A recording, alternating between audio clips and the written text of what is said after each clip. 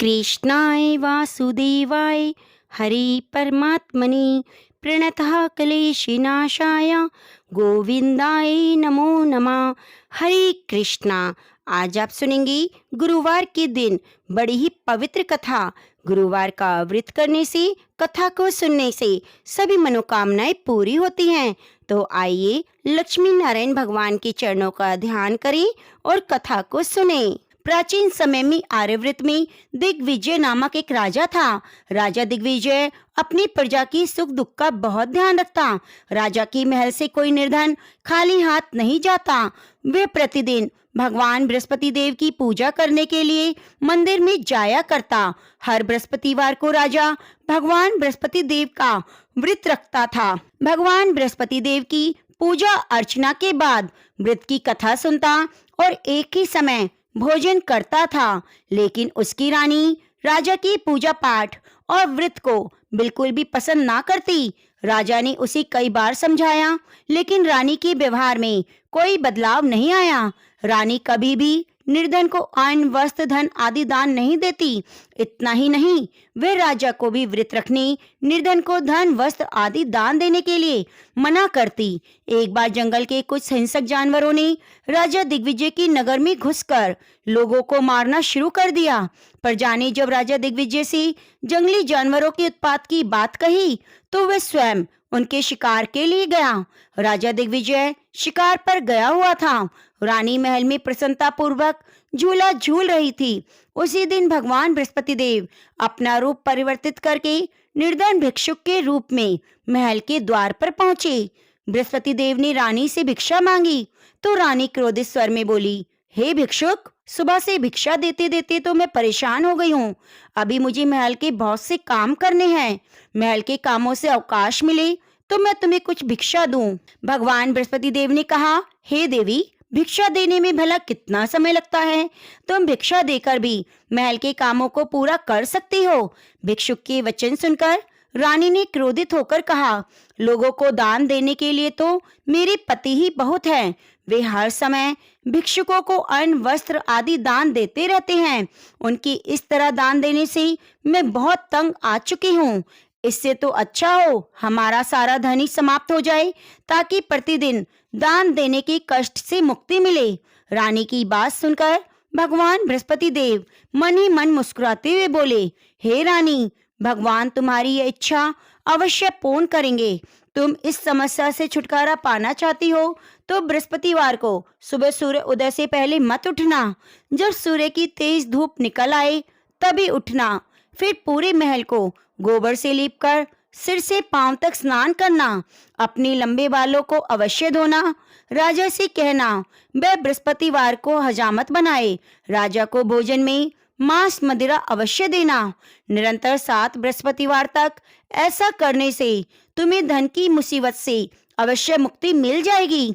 इतना कहकर भिक्षुक का रूप धारण किए भगवान बृहस्पति देव कुछ दूर चलकर अदृश्य हो गए। रानी अपने पति की आदत से ऐसे ही बहुत परेशान हो चुकी थी, इसलिए कुछ सोचकर उसने परेशानी से छुटकारा पाने के लिए भिक्षुक की बताई बातों का पालन करने का निश्चय किया। राजा ने रानी को ऐसा ना करने के लिए कहा, लेकिन रानी अपनी जिद पर अड़ी रही। उसने राजा को धमकी दी, यदि तुमने मेरी कथा अनुसार काम नहीं किया तो मैं महल छोड़कर चली जाऊंगी। रानी की इस बात से राजा बहुत डर गया, क्योंकि रानी के महल छोड़ देने से पूरे राज्य में उसकी बदनामी हो सकती थी। विवश हो राजा को रानी की बात स्वीकार करनी पड़ी। 3 बृहस्पतिवार के बाद उसे कुछ करने की जरूरत नहीं पड़ी, क्योंकि तीसरे बृहस्पतिवार को ही सारा धन समाप्त हो गया। राजा का अन्न भंडार खाली हो गया। दूसरों को अन्न, वस्त्र दान देने वाला राजा खुद अन्न के अभाव में भूखा मरने लगा। उस समय राजा ने अपनी रानी से कहा, रानी, अब मैं इस नगर में नहीं रह सकता। यहाँ तो हम किसी से भिक्षा भी नहीं मांग सकते, इससे हम अपमानित होंगे। मैं अब परदेश जा रहा हूँ, वहाँ कोई काम धंधा करूँगा, शायद हमारे भाग्य बदल जाएं। यह कहकर रानी को महल में छोड़कर राजा धन कमाने के लिए परदेश चला गया। परदेश में उसने जंगल से लकड़ी काट कर लाने और नगर में बेचने का काम शुरू कर दिया। इधर रानी को कई कई दिन तक खाने को कुछ नहीं मिलता। अतः रानी अपने अच्छे दिनों की याद करके आंसू बहाती रहती। एक दिन रानी ने भूख से बहुत परेशान होकर अपनी दासी से कहा, दासी, समीप के नगर में मेरी बहन रहती है, वे बहुत धनवान है, तू उसके पास जा, 5 सेर अनाज ले आ। उस अनाज से कुछ दिन तो पेट भरेगा, उसके बाद कहीं मेहनत मजदूरी करके काम चलाएंगे। रानी की बात सुनकर दासी चल पड़ी। जब दासी रानी की बहन के पास पहुंची तो वे भगवान बृहस्पति देव की पूजा अर्चना कर रही थी। दासी ने 5 सेर अनाज मांगा, लेकिन पूजा में व्यस्त बहन ने उसकी बात पर कोई ध्यान नहीं दिया। दासी कुछ देर बैठकर खाली हाथ महल में लौट आई। उसने रानी से आकर कहा, हे रानी, तुम्हारी बहन तो बहुत अभिमानी है। अधिक धन होने के कारण वे किसी की बात सुनती भी नहीं। मेरी बात का भी उसने कोई उत्तर नहीं दिया, बस पूजा पाठ करती रही। आखिर मुझे खाली हाथ ही लौटना पड़ा।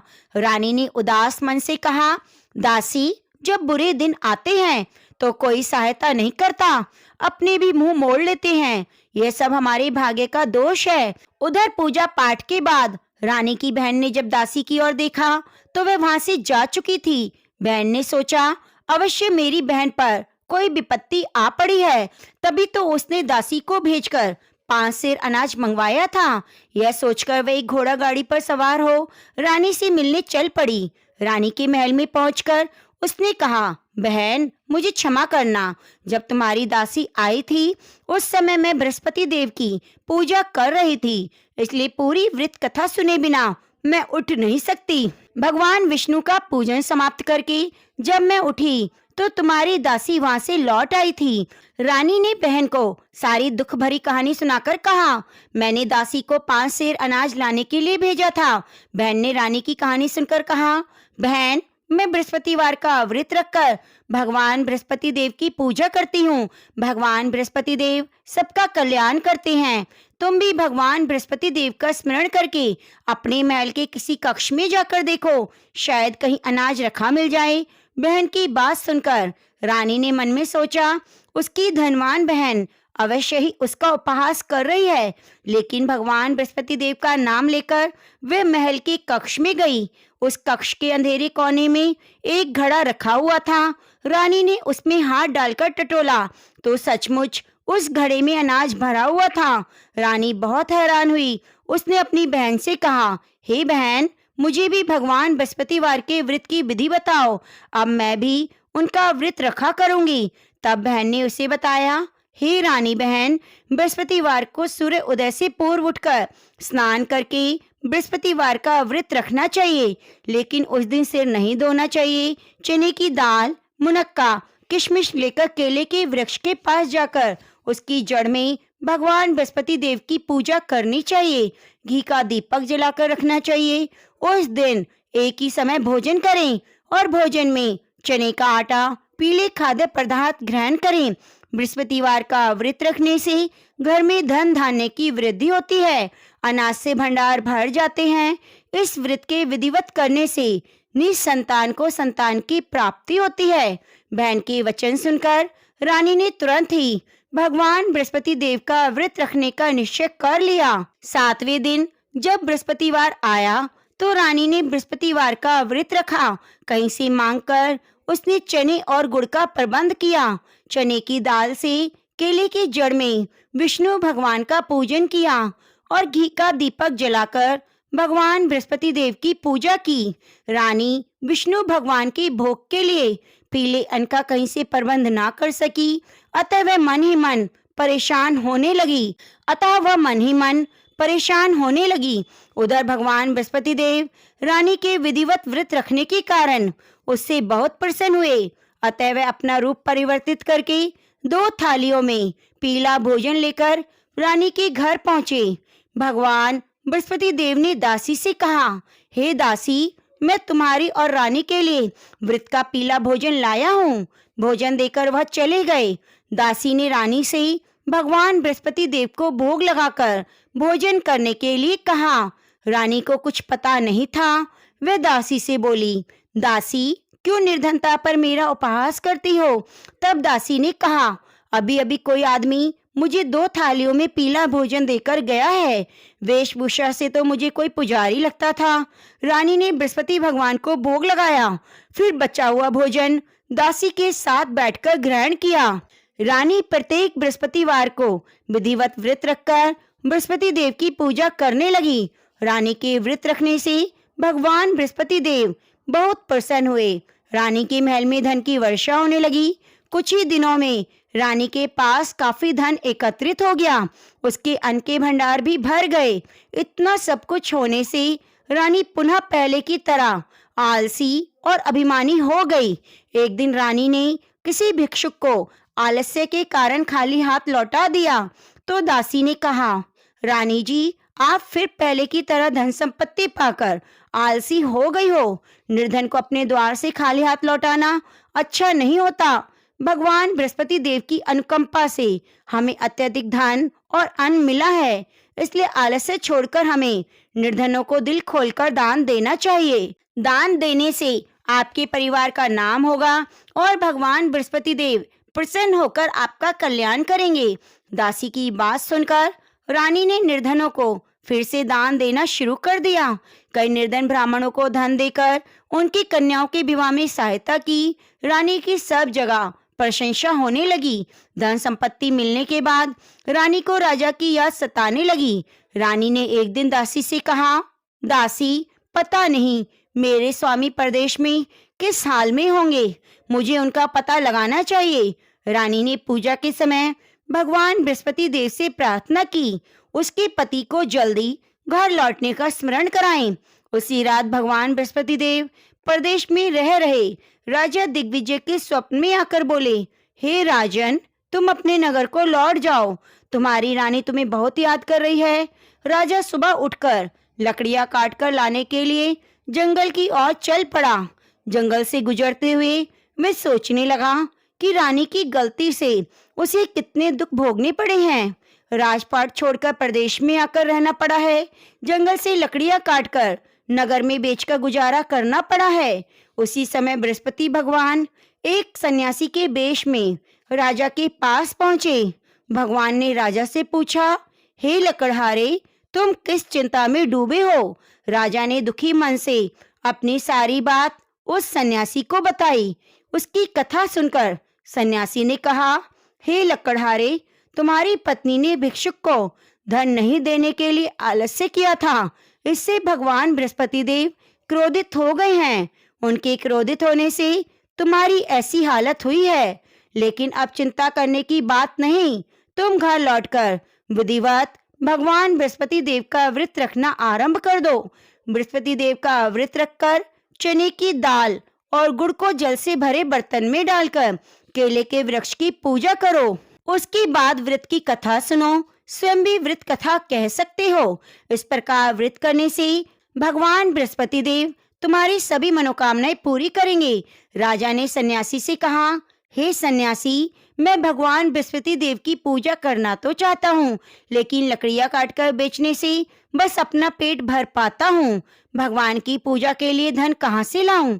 राजा की बात सुनकर सन्यासी का रूप धारण किए भगवान बृहस्पति देव ने कहा, भगवान बृहस्पति देव का स्मरण कर तुम जंगल में जाकर लकड़ियां काटना, फिर उन्हें नगर में ले जाकर बेचना। तुम्हें इतना धन मिल जाएगा कि तुम अपने भोजन के साथ गुड़ और चने भी खरीद सकोगे। यह कहकर सन्यासी ने भगवान बृहस्पति देव की कथा लकड़हारे को सुनाई। प्राचीन समय में बसंतपुर नगर में एक निर्धन ब्राह्मण रहता था। ब्राह्मण की कोई संतान नहीं थी। उसकी पत्नी बहुत फूहड़ औरत थी। सुबह काफी धूप निकलने के बाद उठती, प्रतिदिन स्नान न करती, भगवान की पूजा करने की तो कभी सोचती भी नहीं। सुबह उठते ही पहले भोजन करती। घर में सफाई करना कतई पसंद नहीं था। ब्राह्मण अपनी पत्नी के इस आचरण से बहुत दुखी रहता। भगवान की अनुकंपा से उस ब्राह्मण की पत्नी गर्भवती हुई। उसने 10वें महीने में एक सुंदर कन्या को जन्म दिया। निर्धन ब्राह्मण कन्या के जन्म से बहुत दुखी हुआ। धीरे धीरे ब्राह्मण की कन्या बड़ी होने लगी। बचपन से उस कन्या की रुचि भगवान विष्णु की पूजा में थी। वह प्रातः उठते ही स्नान आदि करके भगवान विष्णु की पूजा करने मंदिर में जाती। बृहस्पतिवार का व्रत रखकर विधिवत पूजा पाठ करती। फिर पढ़ने के लिए पाठशाला जाती। फिर घर से लौटते हुए मुट्ठी जौ भरकर ले जाती और रास्ते में थोड़े थोड़े जौ गिराती जाती। जब वह पाठशाला से घर लौटती तो जौ के दाने सोने में बदले हुए मिलते। सभी सोने के दाने बीन लाती। एक दिन जब वह सोने के दानों को साफ कर रही थी तो उसकी माँ ने कहा, बेटी, सोने के दाने साफ करने के लिए सोने का सूप होना चाहिए। अगले दिन बृहस्पतिवार था। उसने भगवान बृहस्पति देव से पूजा करते हुए प्रार्थना की, हे भगवान, यदि मैंने आपका व्रत विधिवत किया है तो मुझे सोने का सूप दे दो। भगवान बृहस्पति देव ने उनकी मनोकामना पूरी की। भगवान बृहस्पति देव ने उसकी मनोकामना पूरी करने का वचन दिया। पाठशाला से लौटते समय उसे रास्ते में एक सोने का सूप पड़ा हुआ मिला। घर लौटकर सोने का सूप अपनी माँ को दिखाकर वह सोने के दाने साफ करने लगी। उस सुंदर लड़की को सोने के सूप में जौ साफ करते देखकर राजकुमार उस पर मोहित हो गया। महल में लौटकर राजकुमार ने राजा से उस लड़की से विवाह करने की इच्छा प्रकट की। तो राजा ने ब्राह्मण को महल में बुलाकर राजकुमार से उसकी लड़की के विवाह की बात कही। ब्राह्मण शहर से तैयार हो गया। धूमधाम से उस लड़की का विवाह राजकुमार से हो गया। दुल्हन बनकर ब्राह्मण की लड़की महल में चली गई। लड़की के चले जाने से ब्राह्मण फिर निर्धन हो गया। उसे कई कई दिन तक भोजन नहीं मिलता। बहुत दुखी होकर ब्राह्मण एक दिन अपनी लड़की के पास गया। अपने पिता से निर्धनता का समाचार सुनकर उसने बहुत सा धन देकर पिता को विदा किया। उस धन से ब्राह्मण के कुछ दिन तो आराम से गुजर गए, लेकिन जल्दी सारा धन समाप्त हो गया। फिर भूखों मरने की नौबत आ गई। ब्राह्मण अपनी लड़की से धन लेने के लिए महल में पहुंचा। लड़की ने पिता की बुरी हालत देखकर कहा, पिताजी, आखिर आप कब तक मुझसे धन लेकर जीवन यापन करेंगे? आप कोई उपाय क्यों नहीं करते जिससे आपका घर धन संपत्ति से भर जाए? ब्राह्मण ने कहा, मैंने तेरी माँ को बहुत समझाया पर उसकी समझ में नहीं आता। उसका फूहड़पन नष्ट हो तो घर की निर्धनता भी दूर हो जाए। तब कुछ सोचकर लड़की ने अपने पिता से कहा, आप कुछ दिनों के लिए माँ को मेरे पास छोड़ जाओ।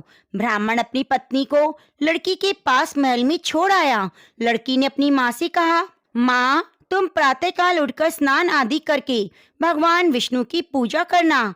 पूजा करने से तुम्हारी निर्धनता दूर हो जाएगी। लेकिन माँ ने उसकी बात नहीं मानी। तब क्रोधित होकर लड़की ने अपनी माँ को एक कक्ष में बंद कर दिया। सूर्य उदय के समय माँ को उठाकर जबरदस्ती स्नान कराया। फिर मंदिर ले जाकर भगवान बृहस्पति देव की पूजा कराई। कुछ दिनों तक ऐसा करने से लड़की की माँ की बुद्धि में परिवर्तन हुआ। वह स्वयं बृहस्पतिवार का व्रत रखने लगी।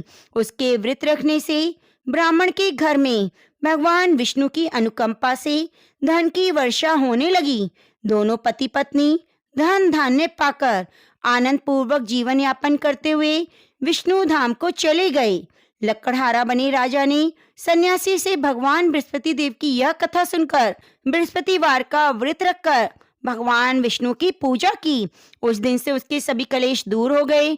लेकिन अगले बृहस्पतिवार को कामकाज की अधिकता के कारण वह व्रत रखना भूल गया। भगवान बृहस्पति देव इससे उस लकड़हारे बने राजा दिग्विजय पर बहुत क्रोधित हुए और भूल की सजा दी। उस दिन नगर के राजा ने नगर में घोषणा करके सबको सूचित किया, प्रत्येक नागरिक मेरे महल में भोजन करने आए। जो नहीं आएगा उसे भारी दंड दिया जाएगा। लकड़हारा बने राजा ने उस नगर की राजा की घोषणा तो सुनी, लेकिन जंगल से लकड़ी काट कर लाने और उसे बेचने में देर हो जाने के कारण वह समय पर महल में भोजन करने नहीं जा सका। अतः राजा के सैनिक लकड़हारे को पकड़कर महल में ले गए। राजा ने उसे महल के कक्ष में बिठाकर भोजन कराया। उस कक्ष में खूंटी पर रानी का सोने का हार लटका हुआ था। लकड़हारा अकेला उस कक्ष में भोजन कर रहा था। तभी उसने एक आश्चर्यजनक घटना घटते देखी। देखते ही देखते खूंटी हार को निगल गई। थोड़ी देर के बाद नगर के राजा ने हार को गायब देखा तो लकड़हारे को कारावास में डलवा दिया। लकड़हारा मन ही मन अपने भाग्य को कोसने लगा। तभी उसे जंगल में मिले सन्यासी का स्मरण हो आया। थोड़ी देर में भगवान बृहस्पति देव सन्यासी के रूप में उसके सामने प्रकट हुए और कहा, हे लकड़हारे, तूने भगवान बृहस्पति देव की पूजा नहीं की, इसी कारण तुम्हें कष्ट हुआ है। लेकिन अब चिंता मत करो, बृहस्पतिवार के दिन कारागार के दरवाजे पर पैसे पड़े मिलेंगे।